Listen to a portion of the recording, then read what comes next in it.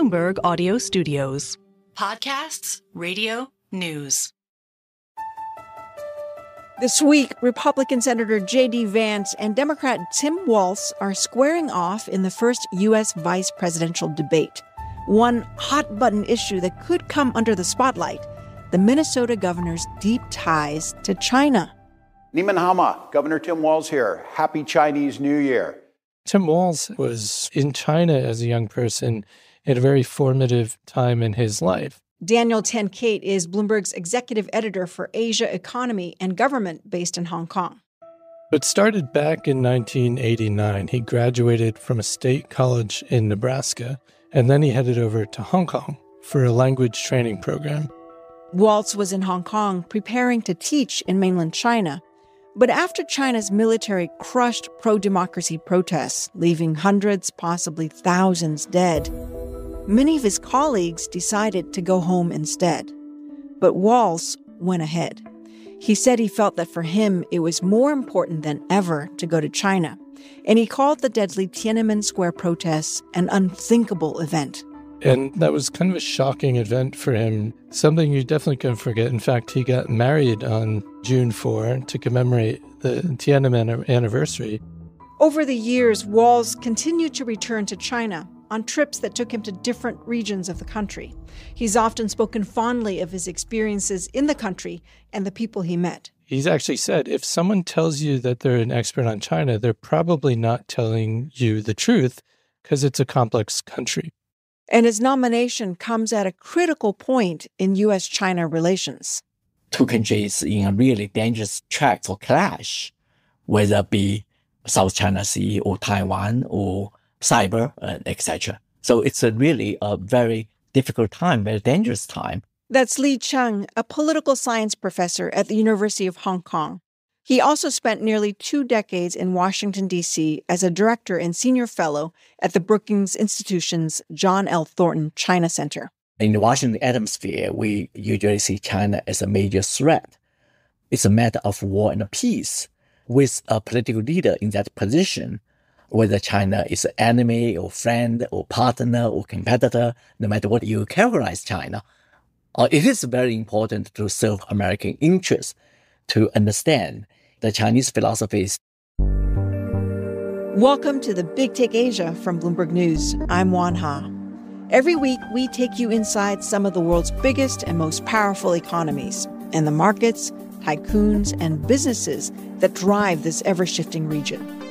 Today on the show, Tim Walz's long history with China, how that could influence his stance on foreign policy, and if the Democrats win the election, would Walz's connections to China be an asset or liability? Okay, Dan. So Tim Walz first visited China in 1989, just fresh out of college. Give us a picture of China at that time. It certainly was a much poorer China, a China that was just emerging in the world. This was recovering from years of isolation still from Mao Zedong and when Deng Xiaoping took over and instituted a bunch of reforms.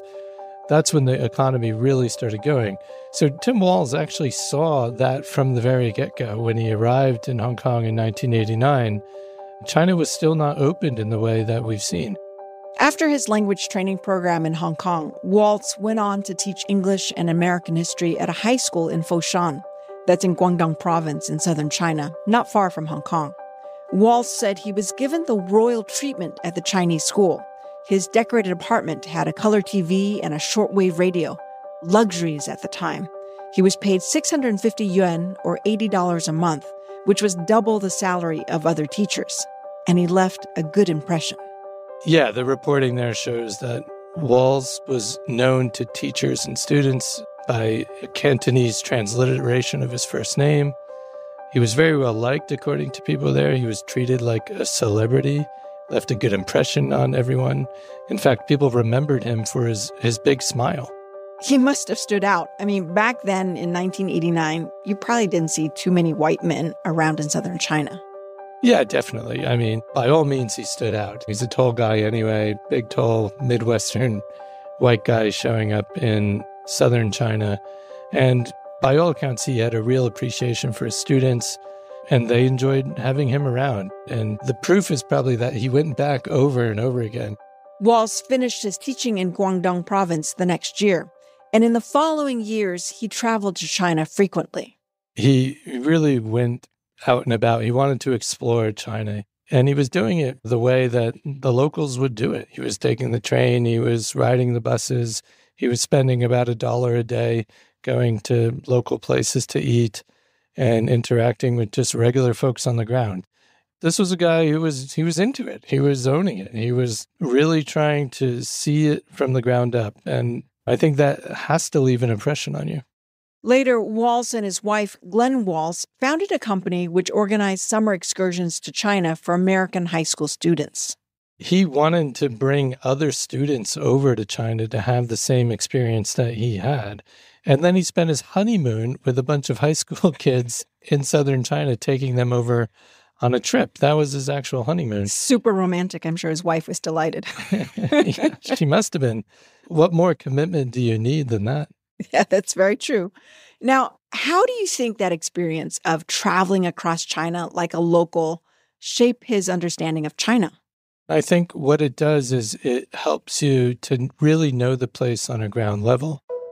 And there's so much in Washington today that we hear people talking about China who have never been to China and who don't know China. So he understands, and I think that's what living there, going there so often, traveling around, you're not looking at the caricature of China.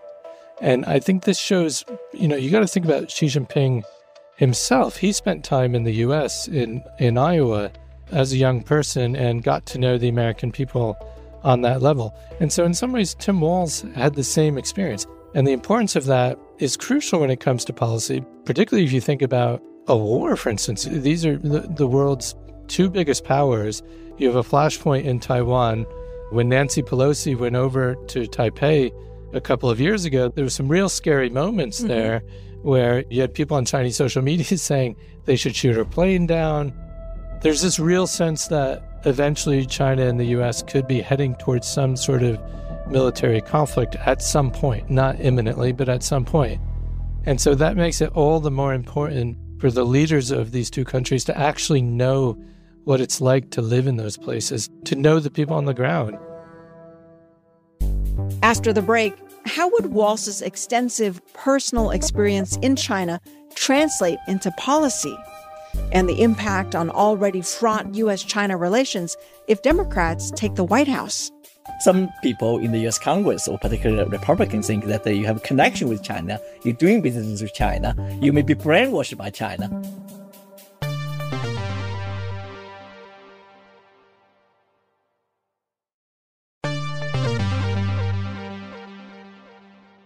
So far, the Harris-Walz campaign has made little mention of his experience in China. And they've yet to lay out how Harris or Walz would handle China policies. But throughout his career, Walz has regularly criticized China's human rights record.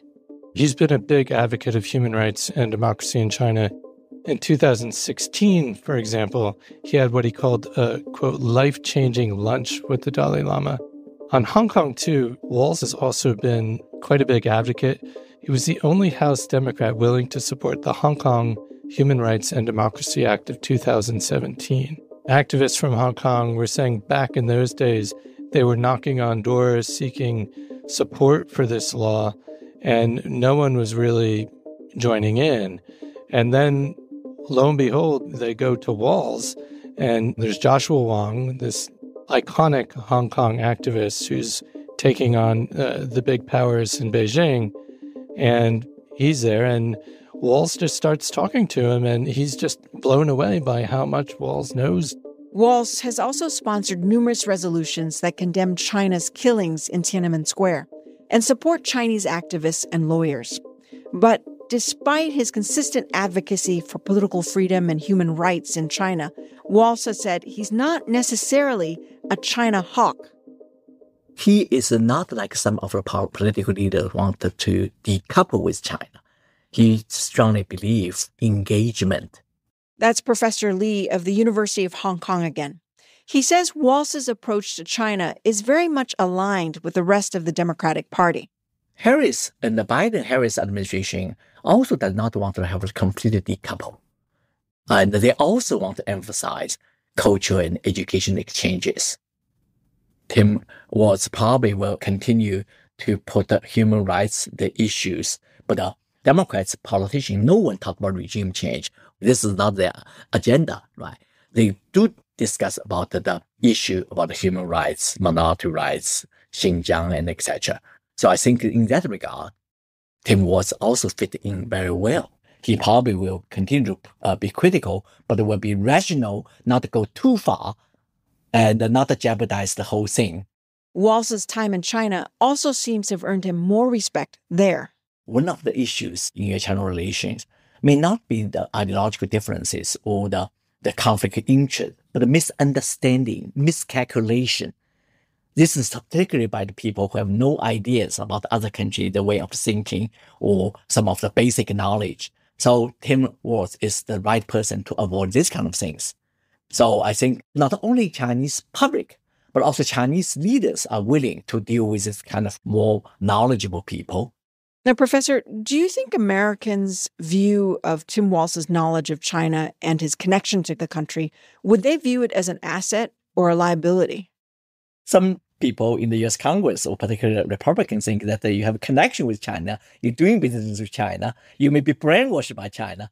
Also, sadly, some people just claim that they are the best people to deal with China because they have no experience with China, never been in China, many have studied language, and have no knowledge of China. That's a qualification. Now, I certainly think that expertise, knowledge is an asset for American political leader. Again, I said that even China is an enemy. You should study, you should know better. Not to mention about your friend, how to get along with, how to improve relationship. For now, that relationship remains tense, with the world's two biggest superpowers wrestling over issues from Taiwan to trade to technology. I think U.S. politicians in general are wary of China. They don't trust China in particular, and they want to make sure that America stays ahead of China and has an edge on China. Here's Bloomberg's Dan Tenkate again. So Kamala Harris and Tim Walz really believe that America should stay one step ahead of China, particularly with advanced technology. So that means blocking China's access to high-end semiconductors, high-end chips that can be used for AI, certain biotech, clean energy. These are the things that they want the U.S. to maintain an edge on. And that's, for simple reasons. If they do go to war, they don't want American technology used against them. That's the basic premise of that. They do believe, however, that there should be trade, and I think where they think Trump goes too far is with the tariffs. Trump's threatening a 60% tariff on China right now. It'll be interesting what Tim Walz says in the debate. But Kamala Harris was saying that, likening that to a Trump tax on the American people and raising the cost of goods there. Now, Dan, could Walz's experience in China help smooth the relations between Washington and Beijing? It certainly can't hurt, right? The problem in all of this is that in Washington, D.C. right now, it doesn't pay politically to say anything nice about China. Even if he wants to say nice things about China, if he does, he's going to get brutally attacked by the Republicans, and they're going to pounce on anything he has to say. That said, if he does get the vice presidency and Kamala Harris becomes president, that experience that he has can certainly play a role. We know when people get into power that they have much more flexibility than when they're in the campaign period. So we probably just haven't seen, and we probably won't hear really what he thinks about China until he's actually in the office.